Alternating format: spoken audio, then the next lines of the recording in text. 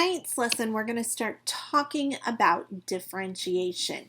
It's my hope in this course to give you an idea of how differentiation works for me in my classroom and help you start creating ideas of how differentiation could work for you in your classroom. So, differentiation starts with good, sound curriculum. And ultimately, that starts with unwrapping the skill or the content that students need to learn. You have to have a complete understanding of that content to be able to break it down and differentiate for students. So you need to first determine your students' current knowledge. This starts with a pretest. But it's important to remember that in your assessments, you need to create assessments based on misconceptions. So, for example, when students start with fractions, we teach adding and subtracting fractions and multiplying and dividing fractions. So, once we teach adding and subtracting, students can be doing those fine. But when we teach multiplying and dividing fractions, students really got confused because of the different series of steps to perform the algorithm in these. So really you have to know up front and get a good idea of what misconceptions students are going to have so that you can design an assessment to see where their current knowledge lies so that you can know what they need to understand. Your next step is going to be to determine their instructional needs and then to design those formative assessments to go along the way. This will largely take part with your district curriculum committee. I am currently on the math committee for 5th grade, and one of our duties is to unwrap those skills and really use understanding by design to help our colleagues with misconceptions up front and have a pre-test, a mid-test, and a post-test that are all targeted at the misconceptions of the unit. So once you know where your students are, that's where differentiation kicks in and how you're going to help each student meet the learning goals of that unit. So you can differentiate in like 4 different ways. The first way is differentiating the content. So the what of the learning. And here are some different examples on how you could differentiate the content at a level. You could use reading materials that vary in readability levels. Oftentimes we have students that have a very wide range of reading levels, and varying the content of readability helps with differentiation. You could even go as far as to put text materials on tapes. A lot of teachers who use their textbooks have audio versions of those books to help the struggling readers meet the needs. Spelling or vocabulary lists are amazing to help students really understand the vocabulary of the content. A lot of times teachers will put those online at a site called Quizlet that will help students practice those vocabulary skills. You can present your ideas in a variety of ways, both auditory and visual. You can use whole brain teaching concepts.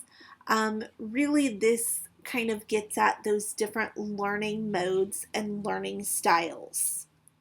You could use reading buddies if you're in elementary. A lot of times kindergarten will pair up with 3rd or 4th grade and vice versa to help with some tougher concepts. And then meeting with small groups to teach or reteach an idea or skill for struggling learners or to actually extend the thinking and skills for those advanced learners. Small groups seem to be a big, huge trend in education right now. You may have heard of Daily Five and the two sisters that invented that concept. Daily Five is a large part of elementary reading right now and branching out into elementary math as well. Small groups extend all the way up to middle school and high school as a good way of differentiating and reinforcing your content. So the second way of differentiating here is through the process of learning. This is the how the students will get the information, how they engage in order to make sense and master the content. So here are some examples of differentiating the process or activities including in the learning. You could tier activities where all of the students in your class would get the same important understanding and skills, but the level of work that they do, the challenge, the complexity would be changed. In a math class, this could look like simply changing the word problems where my lower math achieving students have word problems that are more basic and straight to the point of the concepts of those numbers. But my higher achieving math students could be working word problems that are more complex and maybe have additional information just so that you can see that they're really understanding the skills and that they can weed out the additional information. You could provide interest centers that encourage the students to explore different parts of the topic that interest them. You can develop personal agendas and really individualize the instruction where the whole class gets some in common work, where these are the must-dos, but there are other students in the class that might need individualized sections. They may need more mini lessons, or you might need to extend some of those skills for some of your students so that you're trying to meet them on their level. You could offer manipulatives or other hands-on support to students who need that. When we look at that gradual release of learning, we start at the very concrete with manipulatives and hands-on opportunities to explore the skills that we're teaching. And then we move more towards the abstract, or in math, that would be the algorithm. Manipulatives, we would go from maybe the base 10 blocks and move to where they can draw those base 10 blocks on their paper. Maybe from that they start creating models on their paper to see the math. And then we move towards the actual use and implementation of the algorithm for math problems. Differentiating the process of the learning also includes varying the length of time that students might take to complete tasks. This would allow you to pull those small groups and really be a support system for those struggling learners, but it would also allow you to have your advanced learners going into more depth with the topic, or actually looking at that topic being used in the real world in life. You can also differentiate the products or the evidence of classroom learning that students receive. So you could give students options on how to express their required learning, whether these options could be based on learning styles or just different types of products that they could produce or create to show learning. For example, a puppet show or a letter or a mural. Lots of times students like to create songs or videos.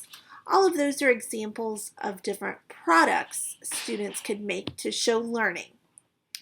You could do this through using rubrics that match the varied skill levels of students, allowing them to work alone or in small groups on their product.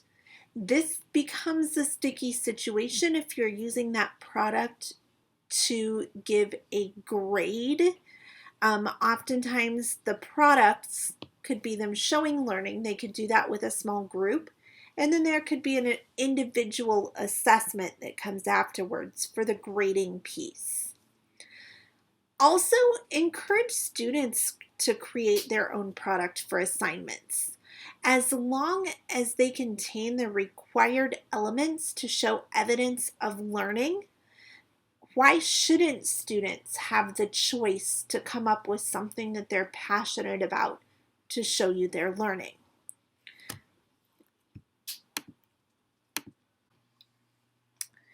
The next way that you could differentiate learning is through the learning environment. This is the way the classroom works and feels. So really you could look at places around the room where students can work quietly without distraction. Places in your classroom where students could collaborate and work together to learn the content. You could make sure that you're providing materials and examples that really reflect a variety of cultures and home settings, making sure that the names in your examples are multicultural. Definitely setting clear guidelines for independent work to match the individual needs of students. You don't want to send home homework with a struggling student that they can't do independently. So thinking about differentiating your homework as well as your content. You want to develop routines that allow the students to get help when they need help. If I'm busy in a small group, my students normally have other students that can act as peer tutors. These would be students who have volunteered that service and have already mastered the content so that everybody can keep working and being productive. This is also helping your students understand that all learners are different, that some people need to stand and pace back and forth while they're learning. Others can sit quietly. Some prefer to learn on the floor, while others may prefer to learn in a chair. Really, the learning environment is a way that you can differentiate easily in your classroom as long as you have good procedures and routines for classroom management to make this work.